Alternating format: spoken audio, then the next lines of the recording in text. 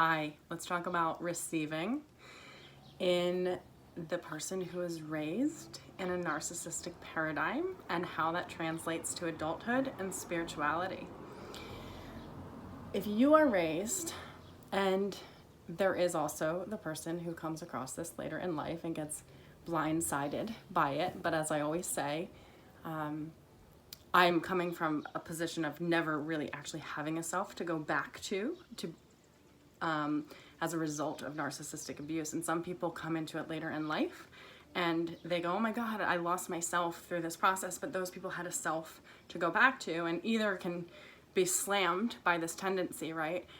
But I'm coming from the position of a person who had to develop a sense of self after really just empathing with every single person on the planet and figuring out what they needed, what they wanted, and codependently trying to make sure that they were comfortable and keeping myself uncomfortable throughout the entire process. So I had to develop a self because I knew I wasn't what was projected upon me, and I constantly rebelled against that mirror, what was projected upon me. But even when we are rebelling against the things that are projected upon us, we are inevitably, and that thing is in charge, that projection is in charge of our identity and our well-being, whether we are succumbing to it or rebelling against it. So I had to kind of untangle, what am I rebelling against? What's me? What's not me? What's the projection? What's not the projection?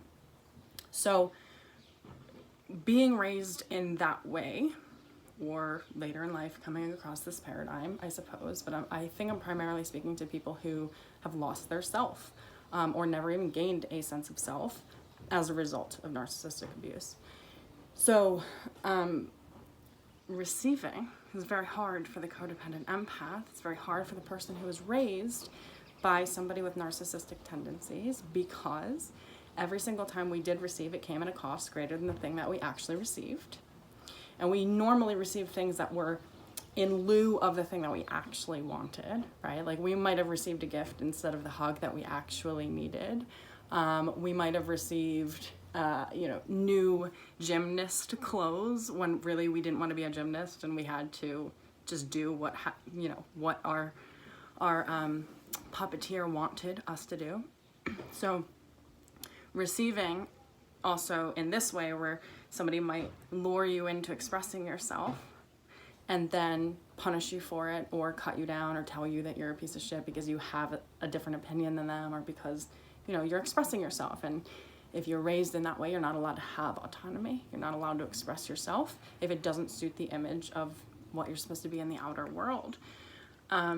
So learning to receive even your own self-expression is really hard, because I work with so many people who go, oh, there's this lump in my throat, it just comes up and then I swallow it, right? We're afraid to speak because we've been lured into sharing our truth, and then truth has punished us somehow. So truth feels dangerous to people who have been forced to push it down and suppress it in themselves.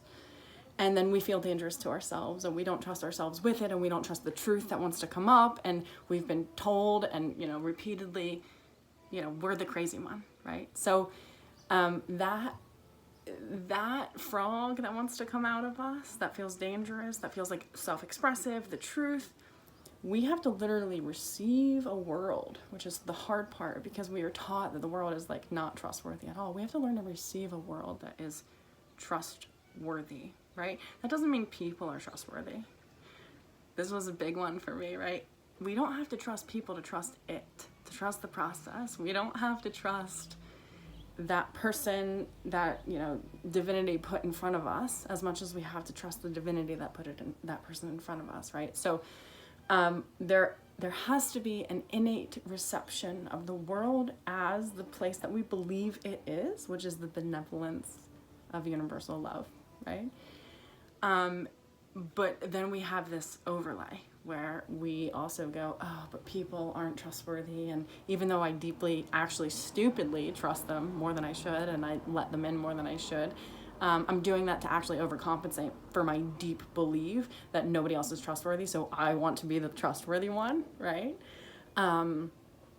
even to the fault of where I will abandon myself to appear to be the trustworthy one, because I just want somebody in the world to be an example of trust, right?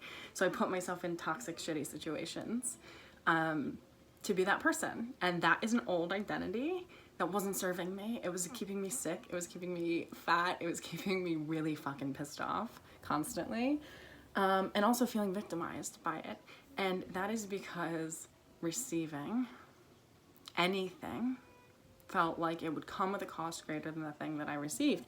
Even if it was a new friend, I'd be like, ugh, what does this person want? What's going on here? If it was money, I'd be like, oh, what am I gonna have to owe now? If it was whatever it was, even if I leveled up in my life and somebody saw it, I would feel, because we were raised to think that if you have something, if we have something, that's not fair to other people who don't have it. So really, you shouldn't have it. And if you do, you should be grateful. So there's also this overlay of the person who was raised in this way where we're not allowed to receive, we don't have rights, right? Like everything is a privilege. You're privileged to get that food. You're privileged to have a house. You're privileged. And to a large degree, this is all true, but in our culture, that's no longer an acceptable reality to hold on a paradigm for the people that you're raising, because that's not raising them at all, it's cutting them down. So this, when nothing is a right and everything is a privilege, if people are allowed, if you are allowed, that means you should be bowing at the knees of the authority who said that you were allowed, right? The cost is I must succumb to this paradigm and lose myself. And the gaining back of that self comes with, one, a capacity to receive, but two, a necessity to learn how to receive in a way that we feel doesn't come with a cost greater than it's actually worth. And this is gonna start with us actually, which is the annoying and hard part, right? When we've been taught over and over again that letting people in is dangerous. It's gonna start with letting people in, but only letting people in with discernment who actually know you beyond the image of what you are, right? These people are going to go, oh, I actually see you in there, right? Like, I see that this is what's going on for you, in a way that, like, the image that you're upholding doesn't faze them. So, and that's a hard person to come by, right? That's a very, it's a hard person to come by, but my point is, in saying this even, is that we have to put ourselves in an attractor field, a magnetic position, to be willing, and I do mean willing, with a sense of like willpower, to receive something that is unexpected, that is miraculous, that is divine, and we just know it. We just know it because we received it. And once we can really get into those like little tidbits, those little pockets of the universe where we go, ooh, I received that, holy shit, and I'm not getting slapped in the face for taking it. Wow. We're always waiting for the other shoe to drop, right? And that paradigm doesn't have to exist anymore. The sovereignty that can be gained from gaining a sense of self, that sensation of I'm waiting for the other shoe to drop no longer matters, because you become almost the puppeteer of your own identity, your own character as a higher divine self, where you go, okay, this is like, I am now. The psychological me that was in charge of me before was this narcissistic, insane, codependent paradigm with all of this energetic, emotional energy. But the me that is in charge now, I have taken the position of the puppeteer of the character that in which I play, and now I am in alignment, because it is no longer somebody else puppeting me down here, and my soul kind of like, meh, she's not letting me in. It is me in charge of this. And the cutting the strings with that other person who we're kind of identified with, like that, oh, if I can just be good enough in this way for this person or whatever, we're identified with changing them or making them see us differently. If we can cut the strings and actually just be our own sovereign person, that waiting for the other shoe to drop doesn't happen, because there's no, if any shoes drop, they're ours, and we're gonna be like, fuck yes, that's great, I found that shit, right? They're not gonna be ours. They're not gonna be ours that we have to worry about. So when it comes to receiving, we have to believe, we have to start to embody the belief that not all things, and actually nothing that requires us to lose ourselves, is worth gaining anything else. We have to really believe that, because we know what it's like to lose ourselves. We know what it's like to do that, but not a lot of people know what it's like to actually gain themselves. So we have to believe that we are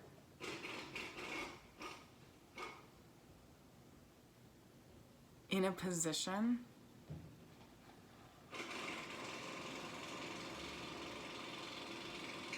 to receive the things that we were told we were only allowed to receive if ... We have to believe that the people who told us that basically we were monsters while demonizing us and using our own innocence against us, we have to believe that they actually were not right, that we're not that projection. And we have to believe that we are a person who can be willing. I know that will is really an issue for people like us, because we've had it taken time and time again, and then we just decided defeat is like, it's just easier, just fucking give up and play dead and let them do what they're gonna do, right? That's the ultimate freeze response. It's the ultimate just like, I just have to suffocate in here until I can find an out. And the out doesn't always have to look like the physical separation. It can just look like, okay, my sovereignty.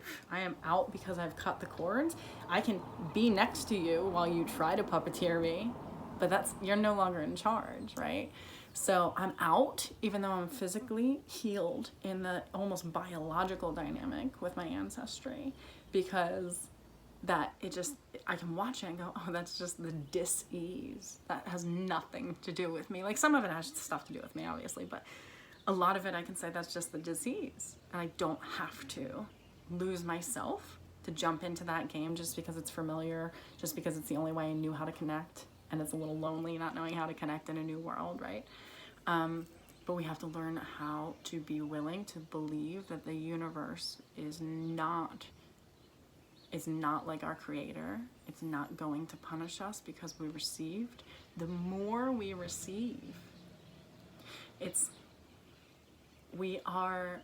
we are receiving a blessing, there's a couple things here, and I'm making this a lot longer than I wanted to, but 2 things. When we are receiving, if we do not receive that gift, it's like slapping God in the face, right? If we do not let that expressive charge move through us of joy because we look silly or stupid or whatever, that is like slapping the universe in the face. So one time I had an elder of mine gave me a painting, and I was like, there's no way I can receive this from you. I am so grateful, but no. Like, I really admired her work. I do admire her work. I have her paintings all over my house. She really wanted to give it to me, and I was like, no way. I'm not taking this from you, but thank you. And my truth is, at the time, I would have 100% walked out, been super grateful. She wanted to give it to me, and that would have been enough, right? And she was like, you not taking that from me is rude, basically. Like, I want to give you a gift, and you're trying to stop me from doing what I personally want to do. And if I want to give you a gift, please receive it. It's like not nice of you not to. That just kind of goes to show the universal concept of, if we do receive a blessing, and I know a lot of us as empaths were like up at night going, oh my God, there are other people in the world who don't have this, don't have that. Like, how can I help them? How can I help them? I want to just like mother them and give them everything they need, which is like, it's an amazing thought. And we also have to be on the flip side of going, in this particular embodiment, I am here, let me be here. Let me appreciate this. Let me create the new world by anchoring that which I fully receive, instead of half-assed receive, while I'm thinking I shouldn't be receiving it because other people don't have it and blah, blah, blah. While I fully receive and fully embody the life that I have, and I fully enjoy it and get into it. When we can receive that which we have, because we feel like, not that we deserve it, everybody deserves it. That still is a trigger for me to hear people say that, but because it is actually, it's a right? It's a right. It's not just, it's your right to receive this, and you not doing it negates all of the blessings that we have. And I'm not saying everything in your life has to be good, but I'm saying receive that which is, the good and the bad, because when we can fully receive it, we can trust ourselves enough in it, when we stop resisting what it is, to become our own puppeteer. In a higher divinity sense. I'm not even saying that in like a split personality sense, okay? I hope this was helpful. It was quite long. If you don't already know me, I'm Stacy Hoch. I pop on here to say what comes when it needs to come. I'm quite a busy mama of 4.